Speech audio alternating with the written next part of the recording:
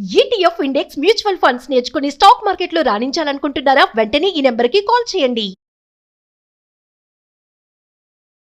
నమస్తే, welcome to Suman TV. నేను పద్మిని. ప్రస్తుతంతో పాటు ప్రముఖ ఆధ్యాత్మికవేత్త, సూర్య ఉపాసకులు, sun spiritual society founder Vikramaditya గారు మనతో పాటు ఉన్నారు. మాట్లాడదాం. సార్ నమస్తే. సార్ సూర్యోస్మి తల్లి. సార్, బాడీ పార్ట్లో ఒక పార్ట్లో గనక కొవ్వు పేరుకుంది అంటే చాలా అసహ్యకరంగా మొత్తం మా శరీరం అంతా కనిపిస్తుంది. అదే పొట్ట. ఈ ఎక్స్ప్రెషన్ చూసారా? పొట్ట డెఫినెట్లీ అది అసహ్యకరం కాదు, అది ఇంకా చాలా ఇబ్బంది పెట్టేటటువంటి పరిస్థితి కూడా ఉంటుంది. శరీరాన్ని పడగొడుతుంది కూడా కొన్ని సందర్భాల్లో. పొట్ట చాలా అంటే ఏదో నవ్వుకోవడానికి బాగుంటుందేమో కానీ అది ప్రాణాంతకం కూడా అయ్యే పరిస్థితి ఉంటుంది అని చెప్తూ ఉంటారు కదా. మరి పొట్టను తగ్గించుకోవటం ఎట్లా? పొట్టను అంటే అదేమో వచ్చేయడం ఈజీగా వచ్చేస్తుంది, పోవడం మాత్రం చాలా ప్రేమ, మమ్మల్ని వదిలిపోదు. ఏం చేయాలి అసలు ఈ పొట్ట అనే పెను ప్రమాదం నుంచి బయటపడాలంటే? పొట్ట సకల రోగాల పుట్ట అది అంటారు.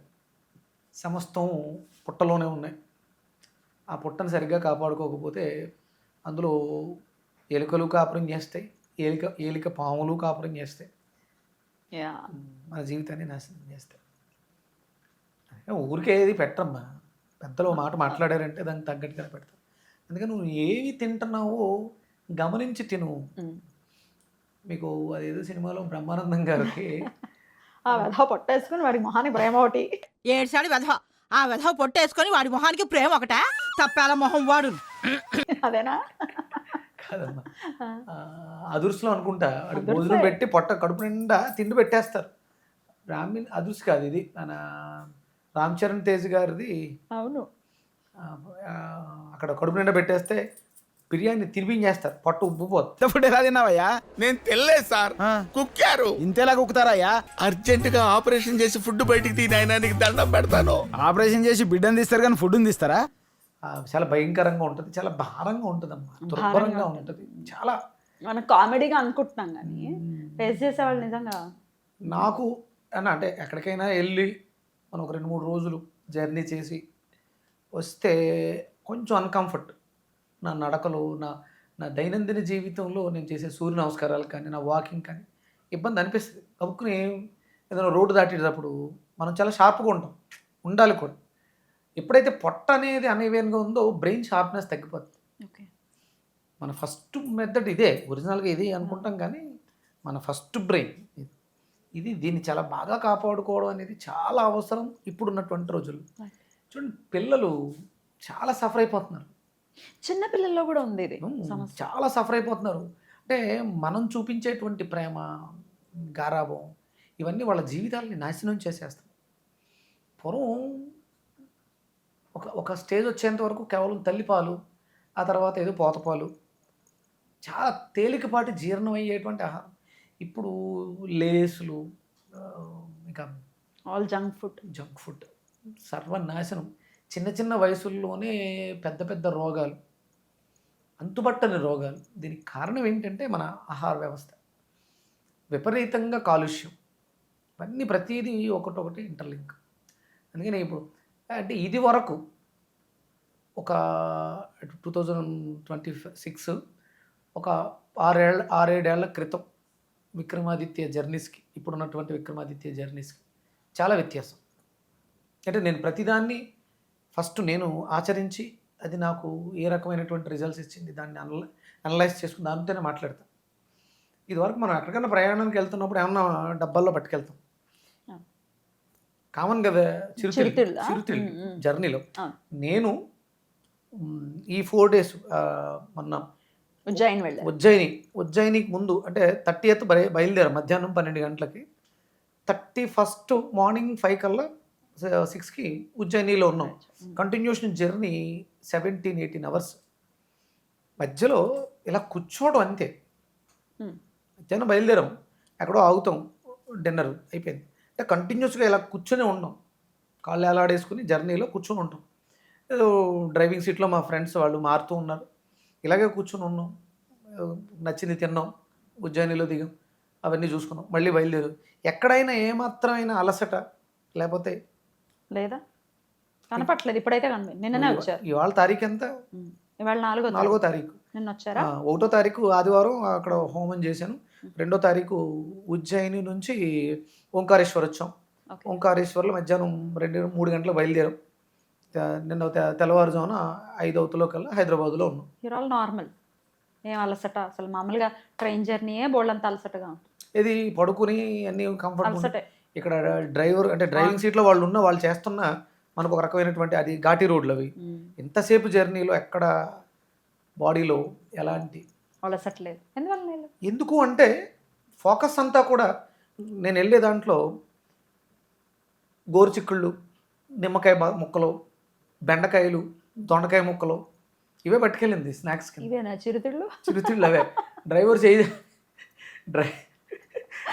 చేయి చాపితే ఎలా తినడానికి 2 బెండకాయలు చేతిలో పెడితే ముచ్చులు ఇంతకే రా బెండకాయలు. గోరుచిక్కులు నేను నిమ్మకాయని మిరియాల పొడి వేసి ఊరబెట్టా వెళ్ళడానికి 2 రోజుల ముందే. దాన్ని ఓపెన్ చేసి అది చేతిలో పెడితే అంటే నిద్రలేమితనం. డ్రైవింగ్ చేసే వాళ్ళు చాలా అలర్ట్గా ఉండాలి, బ్రెయిన్ షార్ప్గా ఉండాలి. ఇలా చాలా బాగుంటాయమ్మా. అంటే ఇప్పుడు మీరు నేను ఏదో గొప్పగా తింటున్నాను అని కాదు, కానీ చాలా బాగుంటాయి. ఫర్మెంటేషన్ చేసినటువంటి వంకాయ ముక్కలు, నిమ్మకాయ పిండేసి ఉప్పు మిరియాలు పెడితే బాగుంటాయి అవి. అవి తింటూ జర్నీ ఎక్కడ వాటర్ పొల్యూషన్ ఏమి హైజీనిక్గా లేవు. ఏ హోటల్లో పడితే ఆ హోటల్లో తిన్నాను. ఆ హోటల్లో వాళ్ళు ఇచ్చిన మంచినీళ్ళు, అక్కడ ఉన్నటువంటి ఫుడ్ అవి తిన్నాం. సాయంత్రం పడుకునేటప్పుడు గొంతు మారిపోవడాలు. ఇగో నేను మాట్లాడుతున్నారు కదా, అంటే జలుబు చేయటాలు. నార్త్ సైడ్ కి వెళ్ళిపోతే అక్కడున్న ఇది వేరు, అట్మాస్ఫియర్ విపరీతమైనటువంటి చలి, వెదర్ వేరు. -16 కాదు 15 అంట. 15 Minus మైనస్ కాదు, 15 డిగ్రీస్. 15 degrees. ఎంత చల్లగా ఉందంటే అసలు కాలు కింద పెట్టలేనంత చలి ఉంది. క్షిప్రా నదిలో ఉదయం స్నానం ఆ చల్లనీళ్ళలోనే, నర్మదా నదిలో ఉదయం చల్లనీటిలోనే స్నానం. ఎక్కడ జలుబా? ఇవన్నీ ఈ వెజిటబుల్ థెరపీనే మిమ్మల్ని ఎలా అంటే విజయ పదంలో నడిపిస్తుంది ఆరోగ్యపరంగా? 100%. అందుకనే దానికి నేను పేరు పెట్టింది Leo diet, living energetic organ diet. అంత జర్నీలో అంత మెలకుగా ఉండి గట్టిగా జర్నీలో కూర్చొని పడుకుని ఉంటే 2-3 గంటలు నిద్రపోతాం. మిగతా జర్నీ అంతా వాళ్ళతో మాట్లాడుతూ ఉండబోతే కంటిన్యూస్, ఎక్కడ బ్రేక్ ఇచ్చి నిద్రపోవడం కాదు. షిఫ్ట్ అయ్యేవారు, మారుతూ ఉండేవారు. అది but this is just a part. ఇది మీ లైఫ్లో మీరు చూస్తున్నటువంటి ఒక బ్యూటిఫుల్ ఇది. అయితే ఈ పొట్ట అనే దానికైతే మరి మీరు ఎట్లా సజెస్ట్ చేస్తారు? మీకు కాల్స్ వస్తూ ఉంటాయి ఊళ్ళంతమంది మీ ఫాలోవర్స్. పొట్టతో బాధపడని వాళ్ళు అంటే ఎవరు లేరు, మ్యాక్సిమం ఉన్నారు. అది రకరకాలు డ్రింక్ హ్యాబిట్తో పొట్ట రావటం ఒకటి, ఊబకాయంతో పొట్ట రావటం ఒకటి, ఆడవాళ్ళకి సిజేరియన్ తర్వాత ఒక పౌచ్ ఉండిపోవటం ఒకటి, ఇట్లాంటివి రకరకాలు ఉన్నాయి సార్. దీన్ని ఎట్లా అడ్రస్ చేయాలి? అదేనా మామయ్య, వీటిలన్నిటికీ రీజన్ ఒక్కటే. ఆల్కహాలిక్ ఉన్నవాడు ఏం చేస్తాడు, ఆల్కహాల్ హై అసిడిక్ నేచర్లోకి తీసుకెళ్ళిపోయి క్రేవింగ్స్ ఎక్కువ ఉండి అక్కడ పెట్టినటువంటి స్టఫ్ తినేటివే. ఇక్కడ డ్రింక్తో పాటు స్నాక్స్, ఇంటికి వెళ్ళిన తర్వాత ఆఫ్టర్ ఫుడ్ ఇవన్నీ కూడా హెవీ అయిపోయి ఇండైజెషన్. నువ్వు వేసిన దాన్ని డైజెస్ట్ చేసుకునే సిస్టమ్ పోయింది. నువ్వు ఎంత వేస్తే అంత నీకు ఊబకాయం కింద మిగిలిపోతుంది. అందుకని అసలు మనకి ఉదయం ఉన్నది బ్రేక్ఫాస్ట్ మనది కాదు, అసలు మనది ఫలాహారము. ఫలహారం అంటే మనం టిఫిన్లు అనుకుంటాం, టిఫిన్ కొంచెం ఫలహారం చేస్తారా అంటాం కదా ఏమైనా అతిథి వస్తే. ఫలహారం అంటే పళ్ళు ఫలాలు, అది ఫలహారం. అది ఒక 2 ఇడ్లీ, ఒక దోశ, ఒక వడ కాదు, అది ఆహారమే. అది ఆహారమే. నాది అదే, పొద్దుటే లేచిన వెంటనే ఏదో కొంచెం వేడి నీళ్ళు, తేనె, నిమ్మకాయ తాగేసి వాకింగ్కి వెళ్ళిపోతాను. వచ్చిన వెంటనే పొట్లకాయో, వంకాయో, దొండకాయో, బీరకాయో ఏదో ఒక జ్యూస్ 2-3 గ్లాసులు. సంధ్యావందనం నడుస్తూ ఉంటుంది. సంధ్యావందనానికి మధ్యలో గ్యాప్లో హోమానికి, నిత్యాగ్నిహోత్రానికి, సంధ్యావందనానికి మధ్యలో ఒక 2 గ్లాసులు జ్యూస్ ఉంటుంది, వెజిటేబుల్ జ్యూస్. దాని తర్వాత ఏదైనా ఒక ఫ్రూట్, అయిపోయింది హ్యాపీగా. అద్భుతమైనటువంటి జీవితం. ఎట్లా మార్చుకోవాలి ఒకసారి, ఏం చేయాలి చెప్పండి? మరి స్టబాన్గా ఉన్నటువంటి పొట్ట కొంచెం తగ్గాలి అని అనుకుంటే ఇప్పుడు ఉన్నటువంటి పరిస్థితులలో ఎక్సోక్రైన్ గ్లాండ్ సిస్టమ్ పనిచేయట్లేదు జనాలు ఎవరికి. శ్వాసరస వ్యవస్థ పనిచేయట్లేదు అందరికి, 99% అందరికీ పనిచేయట్లేదు. దానివల్లే విపరీతమైనటువంటి దగ్గులు, జలుబులు, ఇండైజేషన్, గ్యాస్ట్రిక్, అల్సర్స్, చెప్పలేనని పేర్లు వస్తున్నాయి. వాటన్నిటికి కారణం దాన్ని సరి చేసుకోవాలంటే ముందు ఫస్ట్ డైజెషన్ సిస్టమ్ బాగుండాలి. యాష్ గార్డ్ ఎసిడిక్ నేచర్ని ఆల్కలైన్లో మార్చు. దాంతోపాటు నానబెట్టినటువంటి బెండకాయ నీళ్లు, మనకి నీళ్లు తాగే అవసరం చాలా ఉంది కానీ ఎక్కువ తాగలేకపోతున్నాం. ఎందుకంటే మనం చేసే పనికి ఎక్కువ వాష్రూమ్కి దాహమే. వెళ్ళాలంటే అవ్వదుగా. దాహం కూడా వేయట్లేదు. 10 గ్లాసులు వాటర్ తాగితే ఎంతో, ఒక్క గ్లాసు బెండకాయ నీళ్ళు తాగితే అంత. బాబా. అంత డెన్సిటీని పెంచుద్ది, Okay. చిక్కగా ఉంటుంది. తాగేటప్పుడు ఒక గమ్ము లోపల జిగటగా వెళ్తుంది. చాలా బాగుంటుంది. ప్లస్ అద్భుతం అనమాట. రీసెంట్గా పెల్విక్ జంక్షన్ ఓపెన్ అయిపోయి యూరిన్ దాంట్లోంచి పాపం లేడీ ఆవిడ అదే మలద్వారంలోంచి రావాల్సిన వేస్ట్ మెటీరియల్ యూరిన్ ట్రాక్లోంచి వస్తుంది. అమ్మ బాబోయ్, ఇటువంటి సమస్య ఉంటుందా? అసలు సార్ బెండకాయ గింజలు నేను పాస్కెళ్తే వచ్చేస్తున్నాయి సార్ అంటే, మై గాడ్, yeah. దాన్ని ఏంటి ఎట్లా? ఓకే, అదే చెప్పా.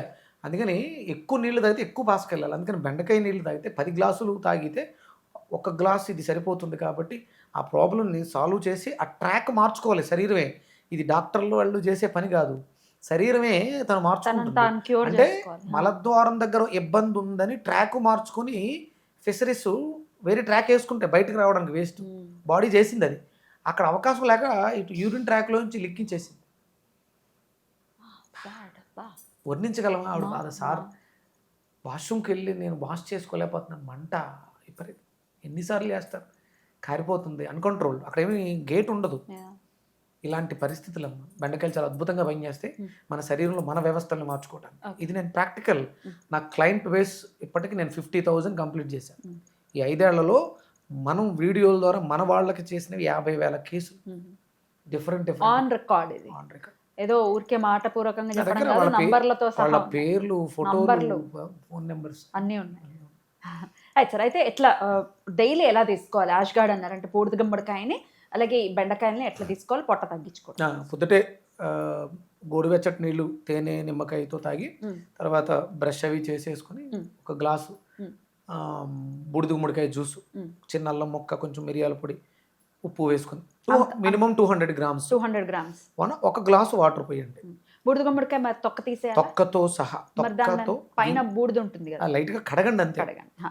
కడిగేసి తొక్క గింజలతో సహా మొత్తం హోల్ మెత్తగా గ్రైండ్ చేసుకుని జింజర్ యాడ్ చేసుకుని బాగా గ్రైండ్ చేసి వడకట్టి దాంట్లో కొంచెం మిరియాల పొడి, ఉప్పు వేసుకుని చప్పరిస్తూ కూర్చుని నిదానంగా తాగండి.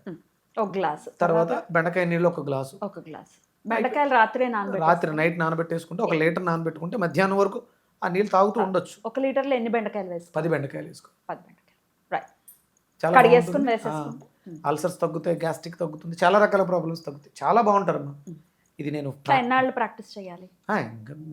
ఇది ఇప్పుడు ఇది మనకి మేలు చేస్తుంది, బాగా హెవీగా ఉంది అంటే బూడిద గుమ్మడికాయ కంటిన్యూ చేయడానికి మనకి 2-3 నెలలు సరిపోతుంది. బెండకాయ నీళ్లు మనం రెగ్యులర్గా కూడా డైలీ వాటర్ అవసరం. 15 లీటర్లు 20 లీటర్లు తాగాలి అంటే మన వల్ల అవ్వదు. అందుకని 1 లీటర్ బెండకాయ నీళ్ళు తాగితే 10 లీటర్లకు సమాధానం చెప్తాం. ఇప్పుడున్నటువంటి పరిస్థితులలో అవి చాలా అద్భుతం. అది మనం ఇవన్నీ కూడా జీవితాంతం చేసేవే, చేయడానికి అనుకూలమైనవి, మెడిసిన్స్ ఏం కాదు. ఒక కంటిన్యూ 3 మంత్స్ చేసాం, 1 మంత్ గ్యాప్ ఇచ్చాం. మనం రెగ్యులర్గా చెప్తూ ఉంటాం ఈ నెలలో ఇవి తాగండి అని, వచ్చే నెలలో ఇంకోటి ఏదో చెప్తాం. ఆ నెలకు సంబంధించిన వెజిటబుల్స్ మన చుట్టూ ఉండేవే, ఇవే తాగాలని లేదు. బీరకాయ తాగొచ్చు, బెండకాయ తాగొచ్చు, దొండకాయ తాగొచ్చు, వంకాయ తాగొచ్చు, సమస్యను బట్టి. పొట్టకైతే ఈ రెండింటిని మనం యూటిలైజ్ చేసుకోవాలి. రైట్ సార్, చాలా బ్యూటిఫుల్గా ఎక్స్ప్లెయిన్ చేస్తారు. ఇంకా ఏమైనా దీని గురించి తెలుసుకోవాలి అని అనుకుంటే కనుక కామెంట్ సెక్షన్లో రాయండి, నేను అడ్రస్ చేస్తాను. థ్యాంక్ యూ సార్, నమస్తే. సూర్యస్మిత.